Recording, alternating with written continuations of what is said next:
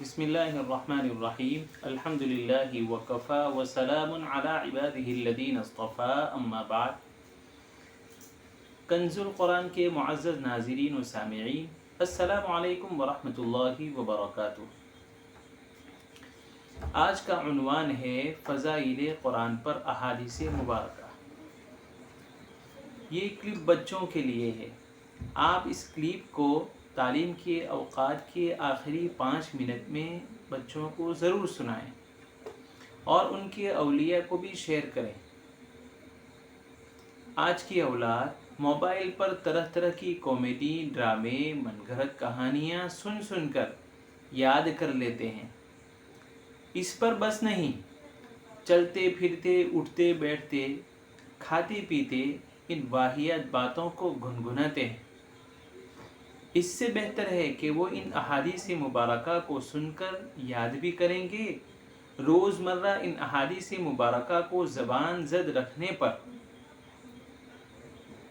زبان پر رکھیں گے تو موجب ثواب بھی ہوگا انشاءاللہ۔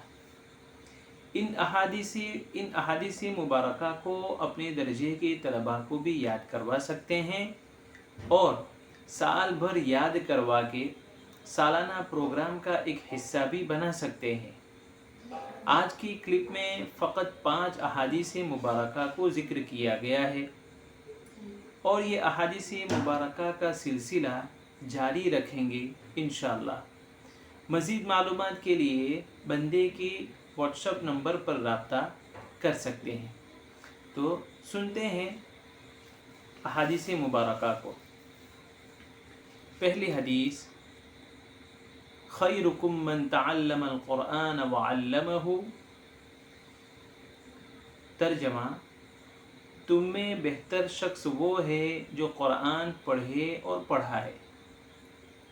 خیرکم من تعلم القرآن وعلمہ۔ ترجمہ، تم میں بہتر شخص وہ ہے جو قرآن پڑھے اور پڑھائے۔ دوسری حدیث، ان اللہ یرفع بهذا الکتاب اقواما ویضع به آخرین۔ ترجمہ، بلا شبہ اللہ تعالی اس کتاب کے بدولت کچھ لوگوں کو بلند اور کچھ لوگوں کو ذلیل کرتا ہے۔ ان اللہ یرفع بهذا الکتاب اقواما وَيَضَعُ بِهِ آخَرِينَ۔ بلا شبہ اللہ تعالیٰ اس کتاب کی بدولت کچھ لوگوں کو بلند اور کچھ لوگوں کو ذلیل کرتا ہے۔ تیسری حدیث، ان الذی لیس فی جوفہ شیء من القرآن کالبیت الخرب۔ ان الذی لیس فی جوفہ شیء من القرآن کالبیت الخرب۔ ترجمہ، جس شخص کے دل میں قرآن کا کچھ حصہ نہیں ہے وہ ویران گھر کے مانند ہے۔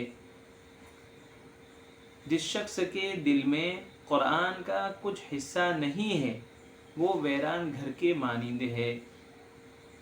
چوتھی حدیث، ما اذن اللہ لشیء ما اذن للنبی ان یتغنى بالقرآن۔ ما اذن اللہ لشیء ما اذن للنبی ان یتغنى بالقرآن۔ اللہ تعالی کسی آواز پر اتنا کان نہیں لگاتے ہیں جس قدر پیغمبر علیہ السلام کی آواز پر کان لگاتے ہیں جب وہ خوبصورت آواز کے ساتھ قرآن پاک کی تلاوت کرتے ہیں۔ اللہ پاک کسی آواز پر اتنا کان نہیں لگاتے ہیں جس قدر پیغمبر علیہ السلام کی آواز پر کان لگاتے ہیں جب وہ خوبصورت آواز کے ساتھ قرآن پاک کی تلاوت کرتے ہیں۔ پانچویں حدیث، اقرأوا القرآن فإنه يأتي يوم القيامة شفيعا لأصحابه۔ اقرأوا القرآن فإنه يأتي يوم القيامة شفيعا لأصحابه، قرآن پاک پڑھو کیونکہ وہ قیامت کے دن پڑھنے والوں کے لیے سفارشی بن کر آئے گا۔ قرآن پڑھو کیونکہ وہ قیامت کے دن پڑھنے والوں کے لیے سفارشی بن کر آئے گا۔ پیارے ناظرین و سامعین، امید کرتا ہوں کہ آج احادیث مبارکہ کی کلپ پسند آئی ہوگی۔ دعا فرمائیں کہ احادیث مبارکہ کا سلسلہ چلتا رہے۔